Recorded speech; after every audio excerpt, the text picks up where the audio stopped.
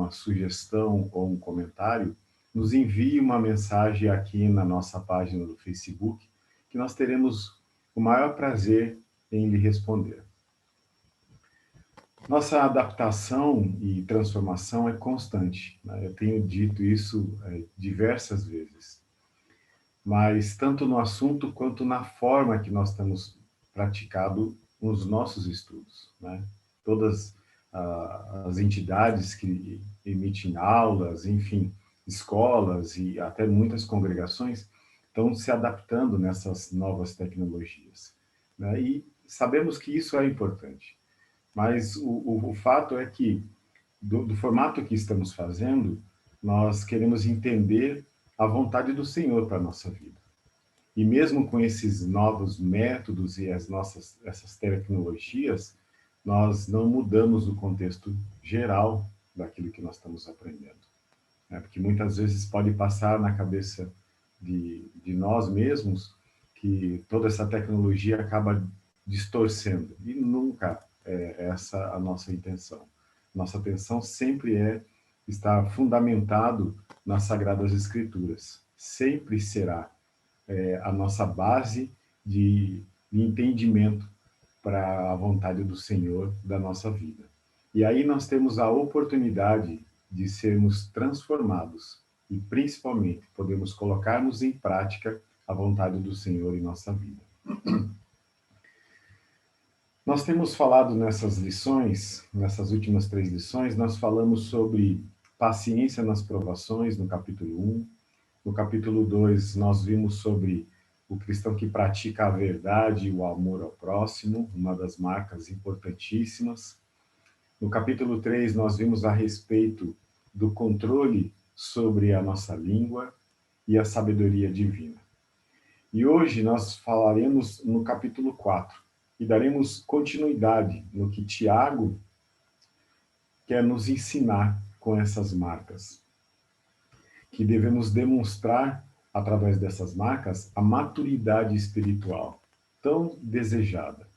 Lembrando que, através do Espírito Santo, somos transformados para nos tornarmos melhores, com maturidade que nos deixa mais maduros, para termos atitudes que testificam o que vivemos e que devemos agir perante o mundo, a sociedade que nós vivemos, a comunidade que nós estamos inseridos, né? E sermos exemplos com as nossas próprias vidas e nossas atitudes. Mas algumas perguntas eu gostaria de fazer antes que nós dessemos continuidade, antes de nós caminharmos nas Escrituras. Olhando tudo que nós já vimos até aqui, o que mais marcou você? O que mais marcou a minha vida? Quais as marcas realmente que eu estou tendo? Algumas estão ficando inseridas agora. Algumas estão sendo inseridas agora. E outras nós já temos a longa data. O que nós temos visto no espelho? Como posso ter um verdadeiro testemunho perante aos irmãos? Eu tenho falado sobre isso com outras pessoas. Nós devemos ter um verdadeiro testemunho no meio da sociedade que nós estamos inseridos. E o que realmente Deus tem visto o que nós temos feito e praticado? Será que temos as marcas de um cristão com maturidade espiritual? O que nós estamos provando à sociedade? O que nós estamos provando a Deus? O que nós estamos provando para os homens? O que realmente nós estamos provando para o Senhor? E como o Senhor age em nossas vidas, com todas essas marcas, com tudo isso que nós estamos aprendendo. E vamos ver mais marcas, aquelas que registram a nossa maturidade. Como eu falei, nosso estudo, ele tem intitulado o nome de maturidade espiritual. E nós damos continuidade no livro de Tiago, capítulo 4, e o nosso texto base é o próprio capítulo inteiro. Eu convido você a abrir a sua Bíblia e ler comigo Tiago, capítulo 4, do versículo 1 ao 17. E o texto diz assim: De onde vêm as guerras e contendas que há entre vocês? Não vêm de paixões que guerreiam dentro de vocês? Vocês cobiçam coisas, mas não têm. Matam e invejam, mas não conseguem obter o que desejam. Vocês vivem a lutar e fazer guerras. Não têm porque não pedem. Quando pedem, não recebem, pois pedem por motivos errados para gastarem seus prazeres. Adúlteros, vocês não sabem que a amizade com o mundo é inimizade com Deus? Quem quer ser amigo do mundo, faz-se inimigo de Deus.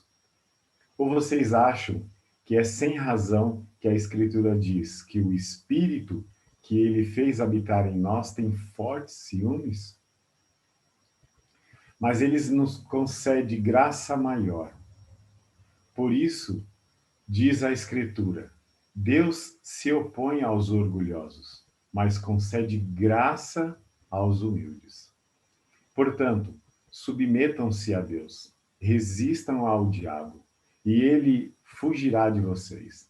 Aproximem-se de Deus, e ele se aproximará de vocês. Pecadores, limpem as mãos, e vocês que têm a mente dividida, purifiquem o coração. Entristeçam-se, lamentem-se e chorem. Troquem o riso por lamento e a alegria por tristeza. Humilhem-se diante do Senhor, e ele os exaltará. Irmãos, não falem mal uns dos outros. Quem fala contra o seu irmão ou julga o seu irmão, fala contra a lei e a julga. Você julga a lei. Não, quando você julga a lei, não está cumprindo, mas está agindo como juiz. Apenas um legislador e juiz, aquele que pode salvar e destruir. Mas quem é você para julgar o seu próximo? Ouçam agora. Vocês querem que dizem, hoje ou amanhã iremos para esta ou aquela cidade. Passaremos um ano ali, faremos negócios e ganharemos dinheiro. Vocês nem sabem o que acontecerá amanhã, que é a sua vida. Vocês são como neblina, que aparece por um pouco tempo e depois se dissipa. Em vez disso, deveriam dizer, se o Senhor quiser, viveremos e faremos isto ou aquilo. Agora, porém, vocês se vangloriam das suas pretensões. Toda vanglória como essa é maligna. Portanto, pense nisso. Quem sabe que deve fazer o bem e não faz, comete pecado. É um texto muito complexo que nos deixa muitas ideias de marcas que nós, como cristãos, devemos ter.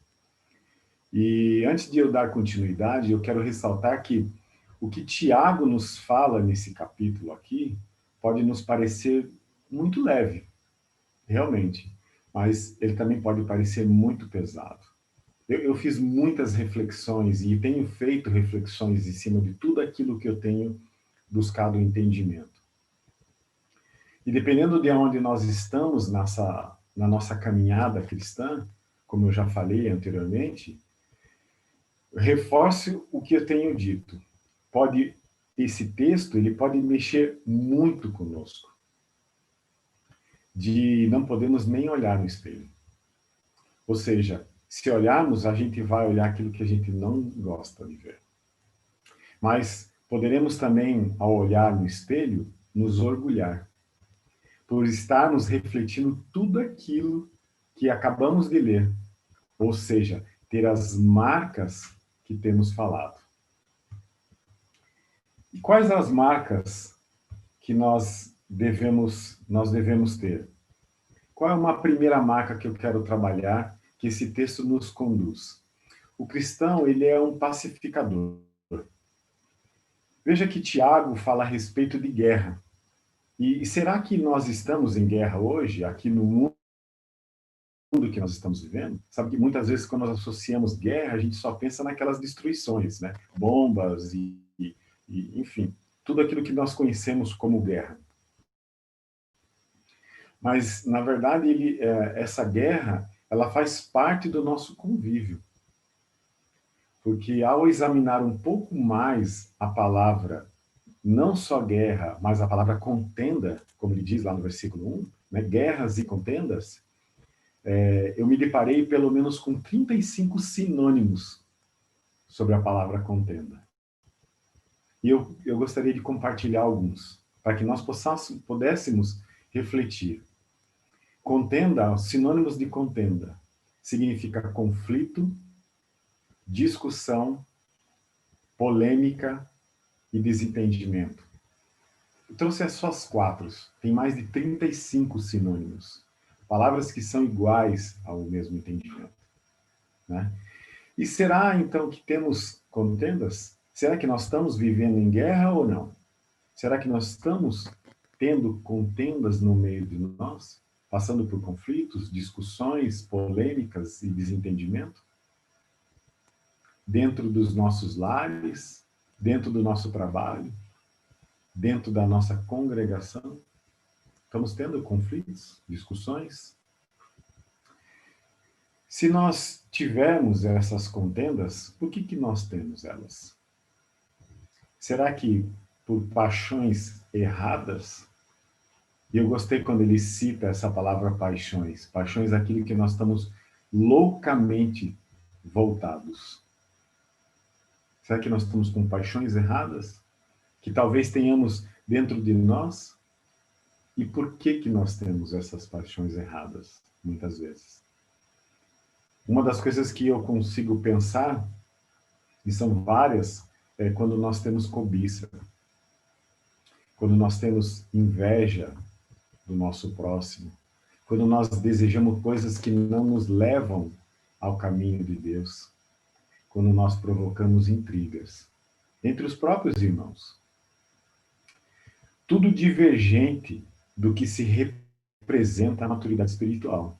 Ou seja, esses desejos, essas intrigas, essa cobiça, essa inveja, é o lado oposto sobre essa maturidade espiritual que nós estamos buscando ter. E se nós temos, glória a Deus. Essa vontade do Senhor, ela pode até mesmo ser totalmente diferente daquilo que nós estamos praticando.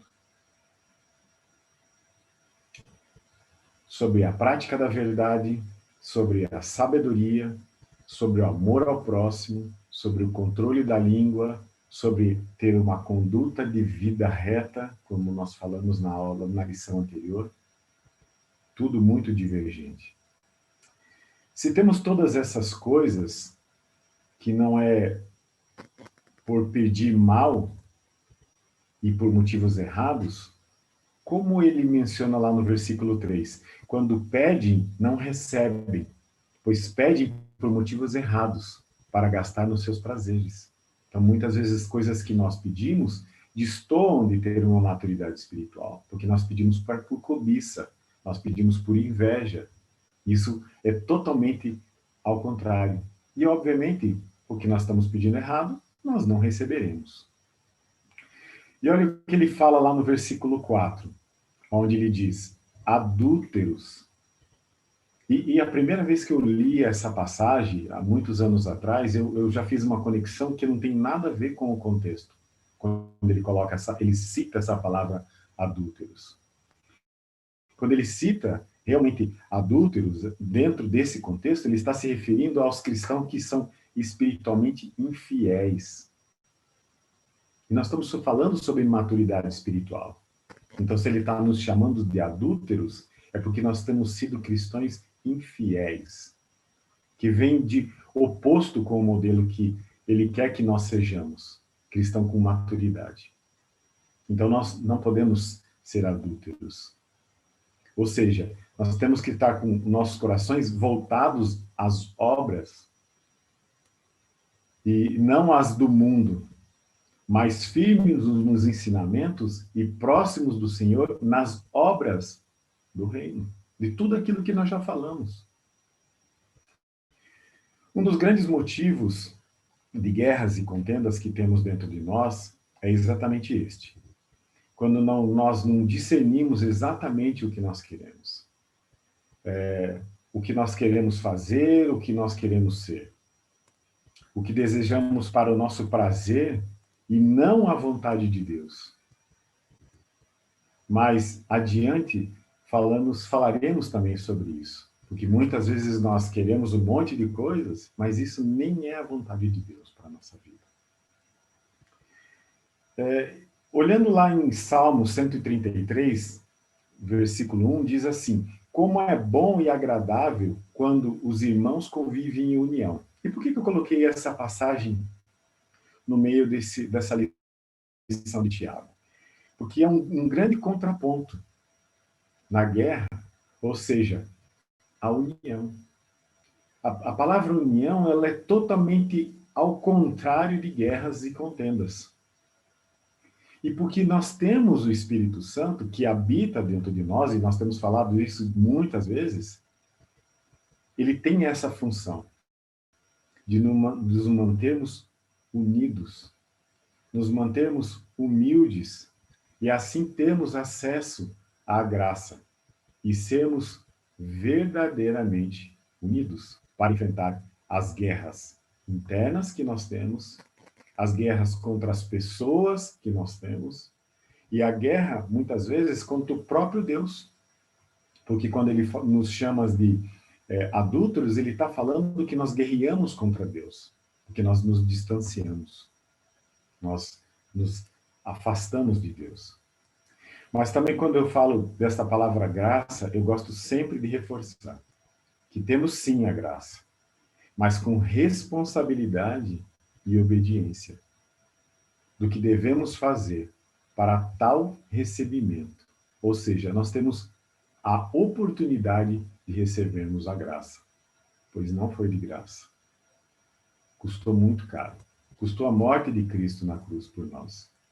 E muitas vezes nós nos calçamos nessa palavra, nós estamos na graça, mas nós esquecemos dos mandamentos, nós nos esquecemos da obediência e da nossa responsabilidade, para que nós possamos ter essas marcas.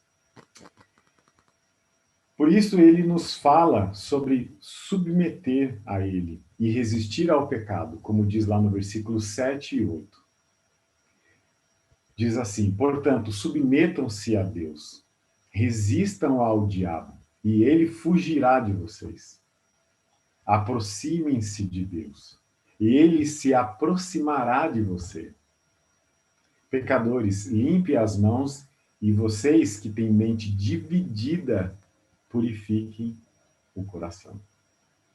Olha que interessante, o próprio Tiago, ele fica reforçando tudo aquilo que nós já falamos. E quando ele fala sobre mente dividida, ou seja, aquela dúvida nos pensamentos, que nós já falamos lá no capítulo 1, ele está reforçando aquilo que ele já falou. E neste mesmo capítulo, ele fala para termos alegria, lá no capítulo 1. E agora, ele fala no versículo 9, entristeçam-se, lamentem-se, chorem, troque os risos e lamentos e a alegria por tristeza. Parece loucura até. E será que Tiago está se contradizendo? Não. Ele está nos demonstrando o que temos que ter humildade. Ou seja, de reconhecer que nós somos fracos, que nós temos fraqueza, que perante aos pecados, referente à guerra que temos internamente. Você consegue fazer essa comparação? Eu fiquei pensando muito sobre isso. Como é que eu posso me entristecer, me lamentar e chorar? Mas é que ele está querendo provocar justamente isso, para que nós tenhamos essa humildade de chegar aos pés do Senhor e reconhecer que nós somos fracos perante o pecado. Ele está fixando aquela marca que nós temos falado. No versículo 10 e 11, ele fala a respeito de falarmos mal uns dos outros e julgarmos as pessoas. E nós podemos fazer isso? Você já parou para pensar sobre essa questão? Nós podemos julgar? E no versículo 12, a palavra do Senhor diz assim: há apenas um legislador e juiz. Ou seja, para termos a marca de um cristão pacificador, como que nós devemos proceder? Sermos cristãos pacificadores, que é uma das marcas, nessas guerras, não é nada fácil. Mas o próprio Cristo falou que não seria fácil, pois ele mesmo teve que vencer o mundo, como diz lá em João 16:33. Uma outra marca que nós devemos ter é sermos cristãos sensatos. Nós temos para demonstrarmos essa maturidade espiritual, nós precisamos ter sensatez. E essa é uma outra marca muito expressiva.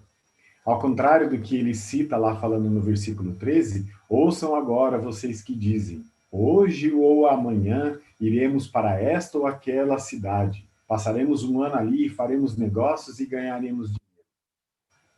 Pura presunção, nós falarmos dessa forma.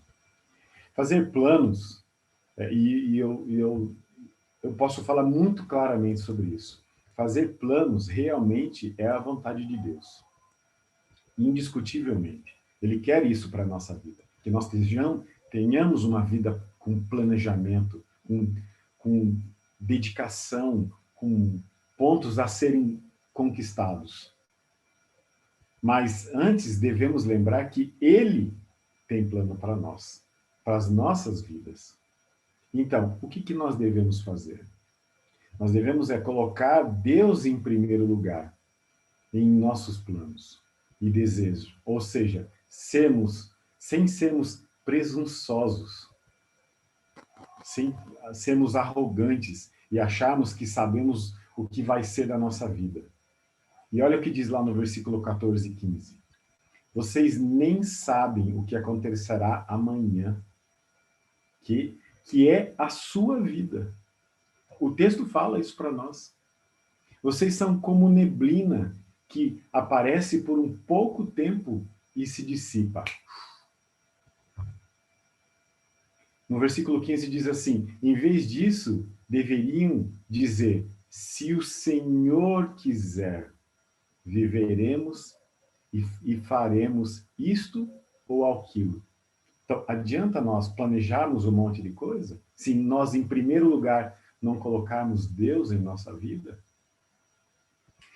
E ainda no versículo 15, ele reforça o entendimento de fazermos conforme a vontade do Senhor.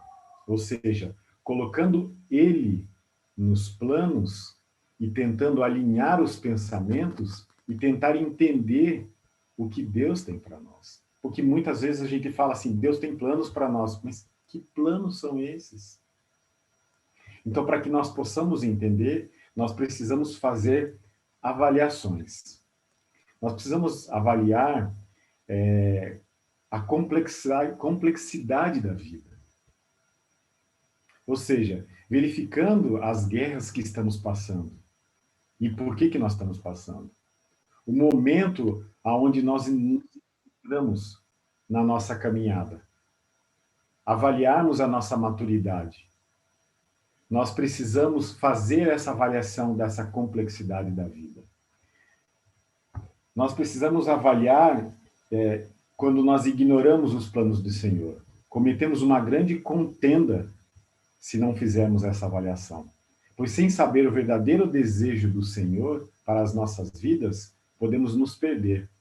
E então podemos deixar de lado, ou seja, Deus em segundo plano. Nós desobedecemos à vontade de Deus, praticando aquilo que não agrada, gerando guerras e contendas internas e externas, nos afastando de Deus, não obedecendo os seus mandamentos e não deixar o Espírito Santo agir em nossa vida, ser guia realmente da nossa vida, nós não saberemos nada sobre o dia de amanhã, se nós fizermos a vontade do Senhor. E nós devemos avaliar obedecendo o nosso coração, fazendo o que realmente agrada o Senhor, ou seja, o bem, com prática da verdade e fé, com obras, pois Ele tudo pode em nossas vidas. Quais as aplicações para as nossas vidas? O que nós podemos tirar de lição desse trecho que ele nos ensina sobre a submissão? É uma das aplicações que nós devemos ter. Nós devemos ser submissos, nos submetendo a Deus, com uma entrega incondicional e verdadeira, evitando, sim, as guerras e contendas que podemos ter dentro de nós, sendo pacificadores, submissos e pacificadores. Criar proximidade, ou seja, vendo o que realmente o Senhor quer para a nossa vida, sem colocar, se colocando Ele em primeiro plano e depois a nós, humildemente aguardando no Senhor. E como eu gosto de ouvir isso, colocando-se no seu colo e aguardando nele. Desejamos praticar essas características com certeza, essas aplicações, ser submissos e termos proximidade. E teremos essas marcas seladas em nós. Quem obedece à vontade de Deus pode até não ter uma vida fácil, mas certamente terá uma vida santa, segura e feliz. Para terminar, eu queria deixar um pensamento. Neste mundo, nós podemos ganhar ou perder. Depende do que nós escolhemos para as nossas vidas. Estar perto ou longe do Senhor define os planos perante a vontade do Senhor. Que Deus nos abençoe e que nós continuemos registrando essas marcas em nossa vida para sermos cristãos maduros e prontos para esse mundo. Que Deus nos abençoe.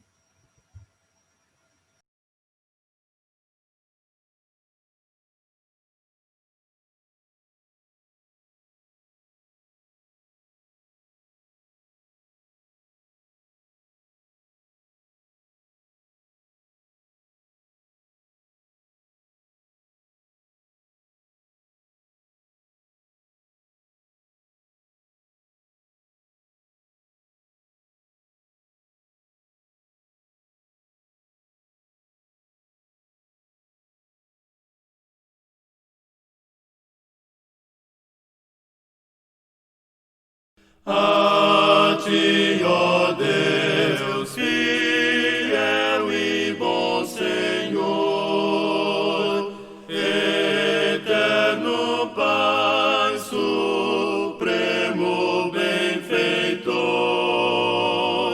nós, os teus servos, vimos dar louvor.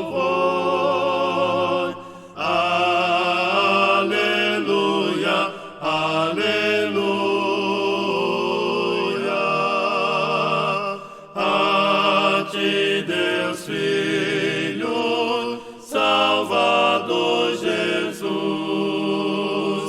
da graça fonte, da verdade a luz, por teu amor medido pela cruz. Aleluia, aleluia,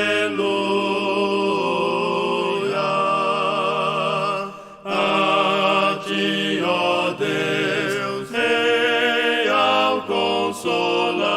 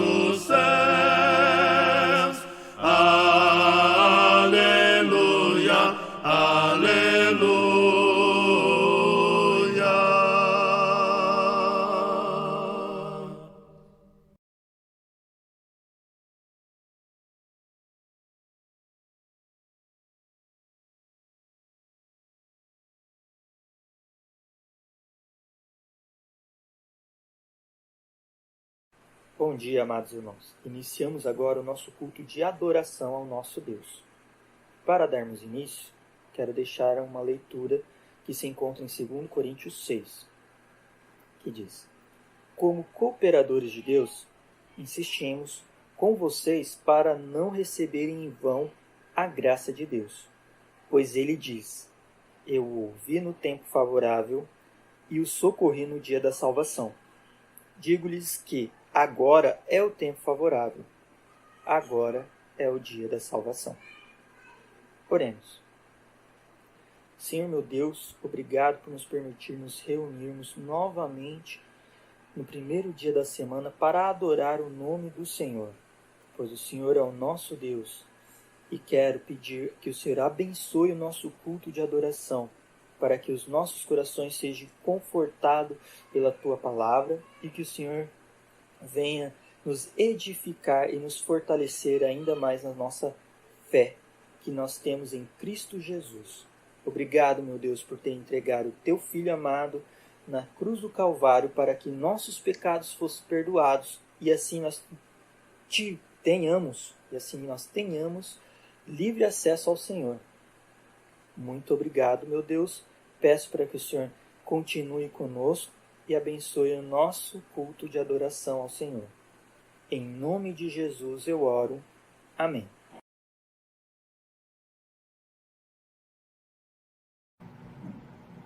Há um lar muito feliz lá no céu, onde não há tristeza nem dor, onde os salvos irão habitar, na presença do seu Salvador. Lá no céu, lá no céu, há um lar muito feliz lá no céu, lá no céu, lá no céu.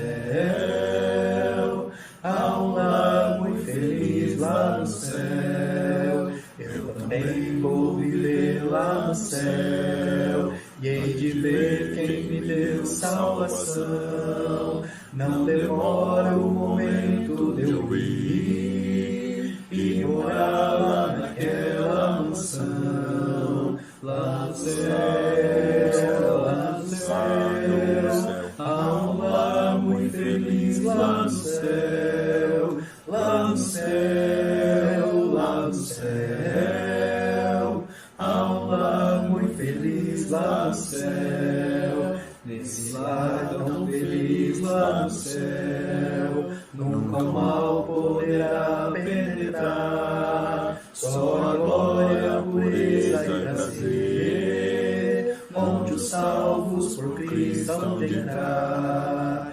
Lá no céu, lá no céu, há um lar muito feliz lá no céu, lá no céu, lá no céu,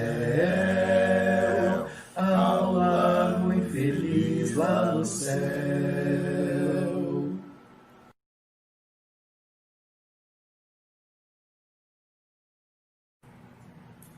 Luz das nações que dissipa as trevas, abre os meus olhos para ver.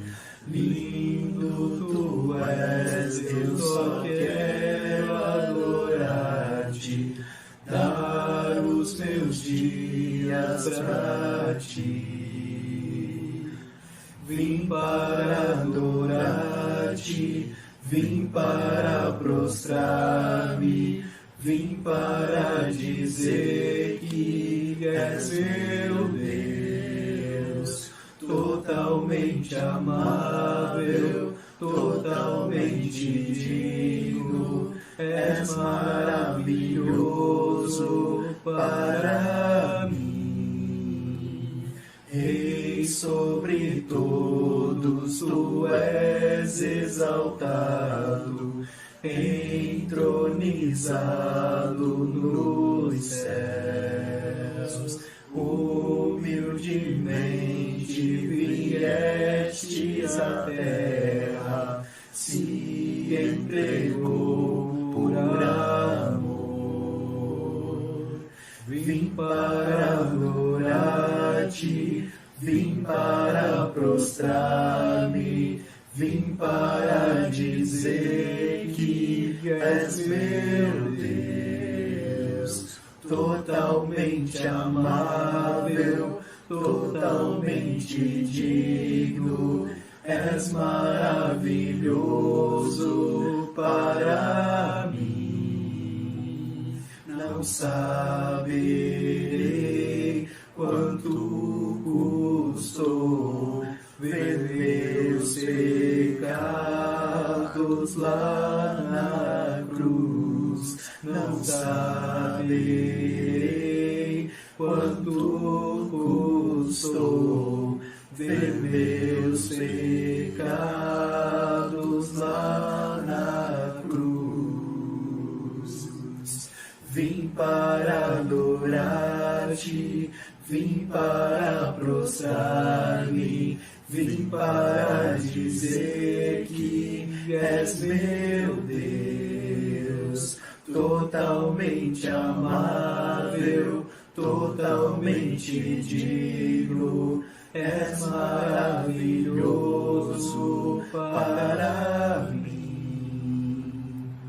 Luz das nações que dissipa as trevas, abre os meus olhos para ver.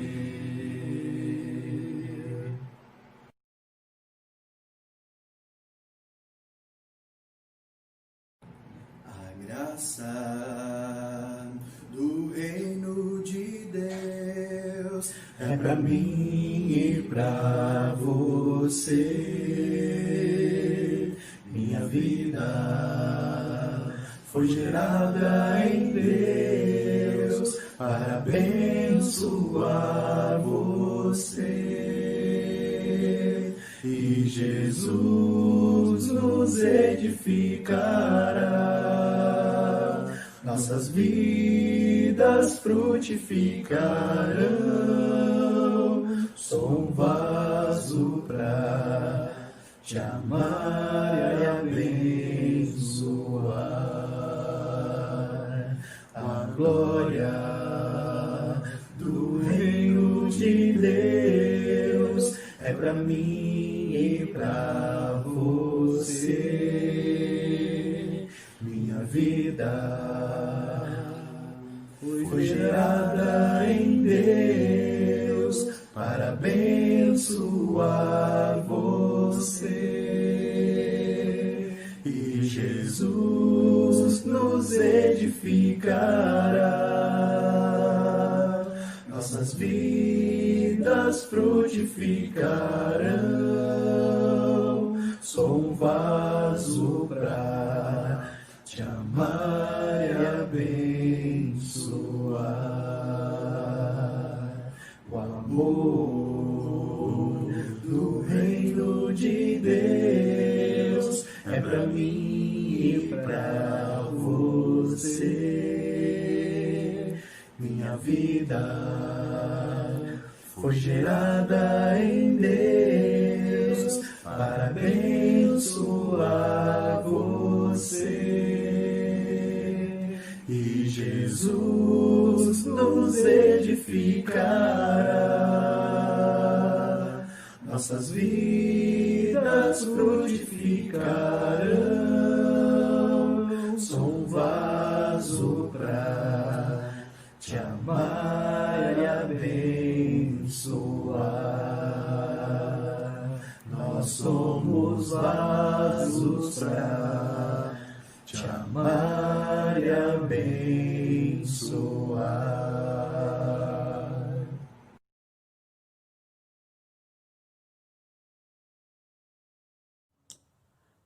Vamos dar início à ceia.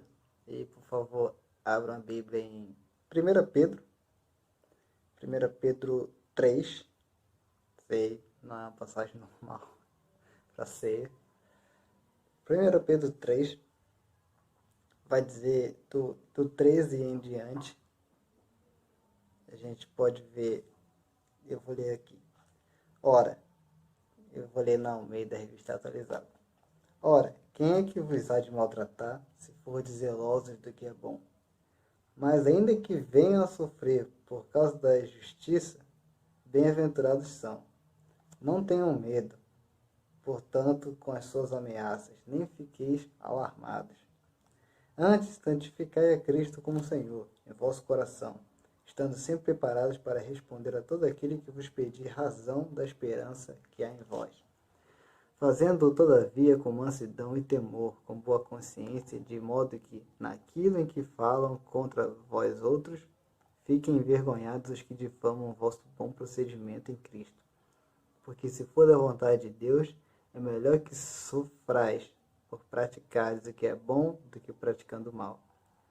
Pois também Cristo morreu, uma única vez, pelos pecados, o justo pelos injustos, para conduzir-vos a Deus, morto sim na carne, mas vivificado no Espírito, no qual também foi e pregou aos espíritos em prisão, os quais, noutro tempo, foram desobedientes, quando a longanimidade de Deus aguardava nos tempos de Noé, enquanto se preparava a arca, na qual poucos, a saber, 8 pessoas, foram salvos através da água. Água, a qual, figurando o batismo, agora também vos salva, não sendo a remoção da imundícia da carne, mas a indagação de uma boa consciência para com Deus, por meio da ressurreição de Jesus Cristo, o qual, depois de ir para o céu, está à destra de Deus, ficando-lhe subordinados anjos, potestades e poderes. E essa passagem, eu gosto muito dela, porque ela não só fala da morte e ressurreição de Cristo, o seu trabalho aqui, como também como nós devemos proceder em relação a isso, que é justamente o que significa a ceia, né? A ceia é feita para que a gente possa lembrar desse sacrifício de Cristo por nós, o fato de nós termos a esperança de vida eterna e todas as outras bênçãos, né? Sendo essa a maior de todas, que a morte e a ressurreição de Jesus trouxe para nós, e a ceia existe para que a gente possa lembrar disso todo primeiro dia da semana. E essa passagem também faz a gente lembrar como chegou esse sacrifício, né? Como é a trajetória de Jesus até que aconteça esse sacrifício, de qual a gente lembra agora. E também mostra pra gente o exemplo que a gente deve seguir. Então, hoje eu quero que a gente lembre que quando a gente toma a ceia, não é só um momento para a gente lembrar que Jesus se sacrificou por nós, né? Que só Ele sofreu, e por causa disso a gente tem uma nova esperança, né, de vida eterna. Isso é verdade, mas eu não quero que a gente lembre só disso, porque como na passagem diz, esse é um texto dirigido para as pessoas em um contexto diferente do nosso, mas as pessoas que eram perseguidas, elas sofriam e elas tinham que ser torturadas na tentativa de forçar elas a dizerem que não seguiam a Deus, né? Enfim, maldizer o nome de Deus, amaldiçoar o nome de Deus. Claro, a gente pode ser perseguido de outras formas, nosso sofrimento pode vir através da nossa própria tentação, né? A gente pode ser provado e pode ser tentado pelos nossos próprios desejos. E é sempre bom, toda vez que a gente tomar a ceia, lembrar, além do sacrifício que Jesus fez por nós, o sacrifício que nós devemos fazer por Deus também, e não só por Deus. Da mesma forma que Jesus justo morreu por injustos, a gente vai sofrer por injustos. A gente vai sofrer por causa da justiça dos homens, talvez, um dia. Talvez de uma forma indireta. Mas a gente tem que lembrar hoje, não só do sacrifício que Jesus fez, mas o sacrifício que nós devemos fazer também todo dia, vivendo como Cristo viveu. Oremos. Maravilhoso Deus e eterno Pai, nós somos gratos, Senhor, pelo sacrifício que o Seu Filho fez na cruz por nós, Pai, por amor a todos nós, por obedecer a Sua palavra, Pai, para cumprir tudo que o Senhor disse, Pai, para nos dar remissão de pecados, Pai, para nos dar uma esperança de salvação, uma justificação diante de Ti, Pai, porque Jesus pagou por nós um preço que nós não poderíamos pagar jamais, e graças a esse sacrifício em Teu nome, nós temos, Pai, essa esperança de salvação. Essa ceia, Pai, este pão, este cálice que nós vamos dividir agora, eles representam, Pai, esse sacrifício que Jesus fez por nós, que significa tanto, Pai. Somos gratos ao Senhor por esse amor incondicional. Peço para que você esteja nos abençoando, Pai, para que a gente nunca esqueça, Pai, não só no domingo, mas todos os dias, Pai, a gente possa estar lembrando que o sacrifício que o Senhor fez por nós, e o sacrifício que nós podemos fazer por Senhor todos os dias, Pai. Em nome de Jesus, te oramos, amém. Eu perdido pecador, longe do meu Jesus, já me achava sem vigor, a perecer sem luz. Meu estado Cristo viu, dando-me sua mão, e salvar-me conseguiu da perdição. Cristo me amou e me livrou. O seu imenso amor me transformou. Foi seu poder, o seu querer. Sim, Cristo Salvador me transformou.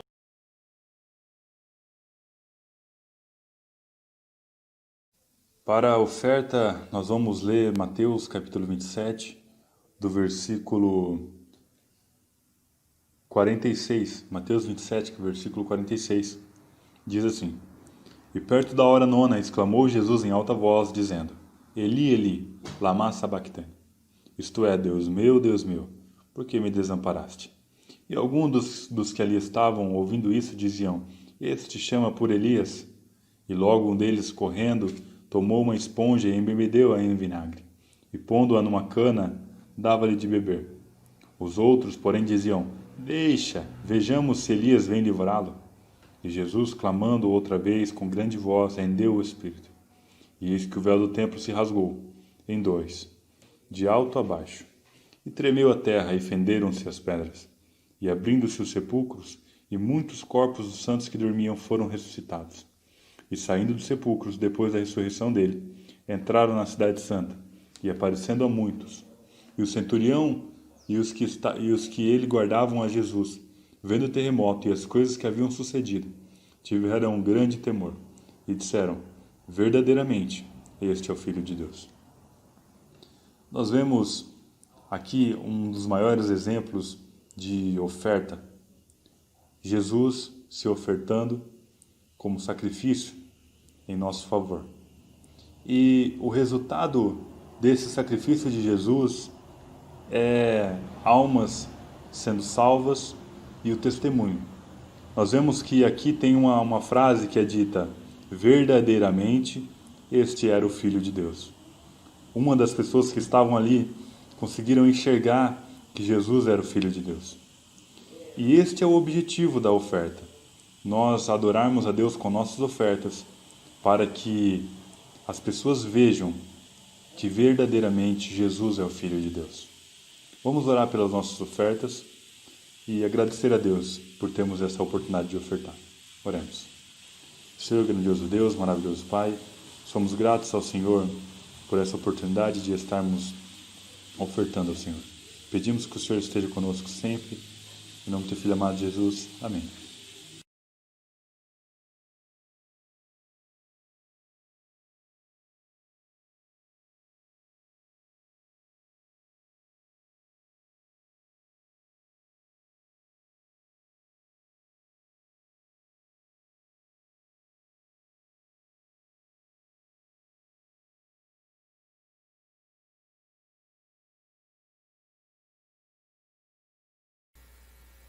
Olá, tudo bem com você? Hoje eu quero falar como Deus insiste em nos usar. Você já sentiu em algum momento isso? que Deus insistiu em usar você, mesmo você não se sentindo apto para alguma coisa? Por exemplo, quando abrimos nossas Bíblias em Êxodo, capítulo 3, nós vimos que Moisés teve uma visão de uma sarça pegando fogo, de um arbusto pegando fogo em cima de um monte, e ele subiu nesse monte, o famoso Monte Sinai. E quando ele se aproximou, ele ficou intrigado como que aquele arbusto estava pegando fogo e ao mesmo tempo não era consumido. E quando ele se aproximou desse arbusto, Deus começou a falar com ele. E Deus chamou Moisés para uma missão. E de repente, quando Moisés percebeu o tamanho da missão que Deus estava chamando ele para realizar, que era voltar, sair de Midian, sair da Arábia, voltar para o Egito e diante do faraó libertar o povo de Deus, libertar os hebreus do cativeiro egípcio, Moisés temeu. Ele começou a usar algumas justificativas, algumas desculpas para tentar convencer Deus a não usá-lo. Por exemplo, em Êxodo capítulo 3, versículo 11, Moisés diz para Deus: Senhor, quem sou eu para apresentar-me ao faraó e tirar os israelitas do Egito? E na sequência Moisés começa a falar de uma série de limitações que ele tem. E Deus poderia ter falado: beleza, tá jóia, Moisés, vou mandar outra pessoa. Mas Deus continua insistindo em usar Moisés. Mesmo com tantas explicações ou justificativas das suas limitações que Moisés está dando para Deus, Deus insiste em usá-lo. Por quê? Por que Deus insiste em usar as pessoas, mesmo quando às vezes elas não se sentem aptas para alguma coisa? Podemos pensar em dois motivos. O primeiro motivo: Deus insiste em usar alguém porque Ele é Deus. Deus insiste em usar pessoas porque Ele é soberano. Ele está no controle de todas as coisas. Ele é Deus. Às vezes pode ser que você tenha facilidade para entender Deus como soberano, como controlador, pensando que Ele retém a natureza, conhece o futuro, age para que as coisas aconteçam de uma maneira ou de outra. Mas como você se sente quando você pensa que Deus, também como Deus, insiste em usar pessoas que às vezes nem querem ser usadas? Um exemplo disso é Jonas. Jonas não queria ir pregar na cidade de Nínive para os assírios, e Deus insistiu em usá-lo, e ele foi. Podemos olhar no livro de Juízes e ver que vários homens não queriam ser usados por Deus para libertar o povo também de várias opressões, e Deus insistiu em usar Baraque, por exemplo. Deus está no controle de todas as coisas, e muitas vezes Ele insiste em nos usar. Um texto que falamos bastante é Romanos capítulo 8, versículo 28, que diz: todas as coisas cooperam para o bem daqueles que amam a Deus. Porém, esse mesmo versículo diz: daqueles que são chamados segundo o seu propósito. Deus tem um propósito na vida das pessoas. Deus tem um chamado na vida das pessoas. Essas pessoas que já se relacionam com Deus, essas pessoas que conhecem o amor e a misericórdia de Deus. Você que conhece o amor de Deus, tem sido chamado por Deus, tem sido chamada por Deus para ser usado por Ele. para ser usada por Ele. Você conhece pessoas que eu não conheço, que outras pessoas não conhecem. E somente você pode ser um instrumento poderoso de Deus para falar do amor e da misericórdia de Deus para essas pessoas. Talvez na sua família, na sua escola, na sua faculdade, no seu trabalho. Você tem acesso a pessoas que outros não têm. Deus insiste em usar você para que você possa levar o amor de Deus para outras pessoas que somente você conhece. E interessante que nesse mesmo capítulo 3 de Êxodo, no versículo 4, quando Deus chamou Moisés pela primeira vez, ele disse-me: eis-me aqui. Ele se assustou depois com o tamanho da missão, o tamanho do compromisso que ele teria que fazer com Deus para libertar o povo. Mas a primeira frase de Moisés, no versículo 4, foi: eis-me aqui. Deus está convidando você a dizer: eis-me aqui. Nem precisa insistir, Senhor, eu estou pronto para ser usado, para ser usada pelo Senhor. Um segundo motivo pelo qual Deus insiste em nos usar é porque Ele quer completar a nossa história. Voltando para a história de Moisés, como teria sido a história de Moisés se quando Deus chamou Moisés para voltar para o Egito, libertar o povo, e Moisés falou: não, Senhor, quem sou eu? Eu não tenho condições, eu tenho dificuldade de falar, eu tenho dificuldade de me expressar. Deus tivesse falado: ok, tudo bem, não vou usar você, vou usar outra pessoa. Deus poderia ter levantado qualquer outra pessoa para ter libertado o povo do Egito no lugar de Moisés. Mas Deus insistiu em usar Moisés.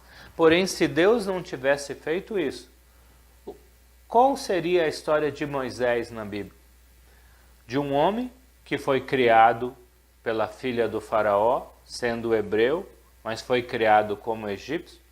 Depois descobriu que era hebreu e, defendendo um outro hebreu, acabou assassinando um egípcio e fugiu para Midian. E teria morrido na cidade de Midian como um pastor de ovelhas. Moisés não teria sido o grande libertador do povo de Israel. Moisés não teria recebido as leis de Deus e sido um mediador entre Deus e o povo na entrega dos 10 mandamentos. Moisés não teria aberto o Mar Vermelho e visto o poder de Deus fazendo o povo atravessar no meio do mar a seco.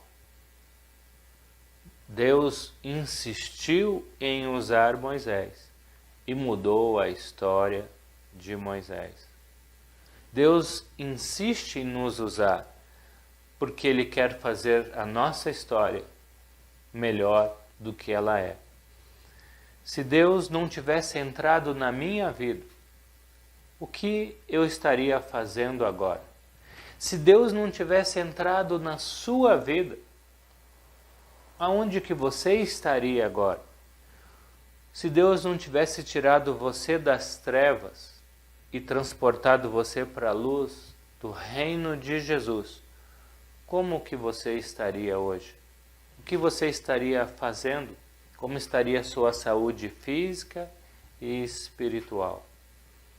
Deus te libertou, não para você viver uma vida comum, uma vida medíocre até, mas para você viver uma vida poderosa, anunciando esse amor de Deus, anunciando as coisas maravilhosas que Deus tem feito na sua vida. Eu tenho certeza que se você se deixar ser usado por Deus, você pode atingir muitas pessoas que ainda não conhecem o amor de Deus.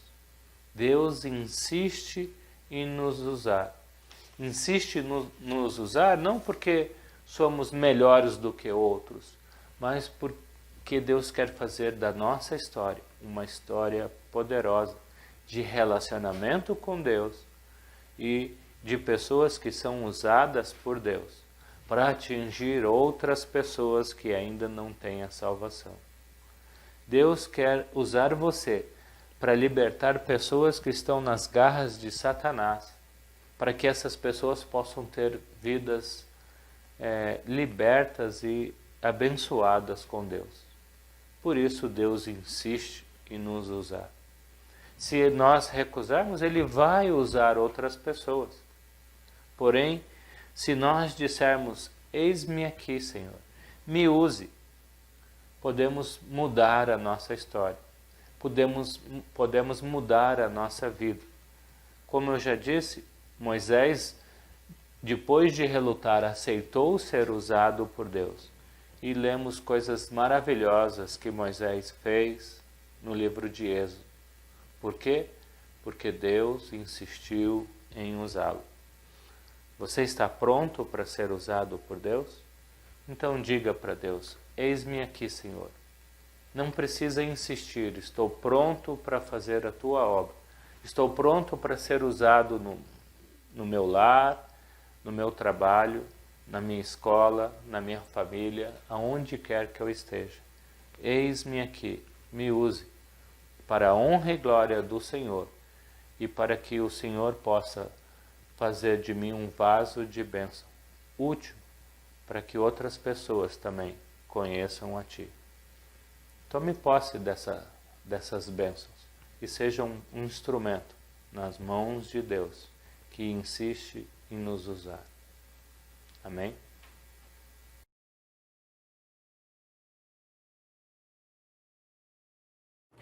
Olá, irmão, tudo bem? Estamos encerrando mais um culto e eu gostaria de compartilhar com vocês uma breve passagem que está lá em Efésios, capítulo 3, versículo 20, que vai dizer: àquele que é capaz de fazer infinitamente mais do que tudo o que pedimos ou pensamos, de acordo com o seu poder que atua em nós. A Ele seja a glória na Igreja e em Cristo Jesus, por todas as gerações, para todo sempre. Amém. Nesse momento, vamos colocar diante de Deus as nossas orações, sabendo que Ele é poderoso para fazer infinitamente mais do que tudo quanto nós pedimos ou pensamos. E a Ele seja realmente a glória e o louvor para sempre. Amém? Vamos orar. Grandioso Deus e Pai, que alegria estar na Sua presença em nome de Cristo, Pai. Porque temos plena confiança, Pai, do que a Tua palavra nos diz.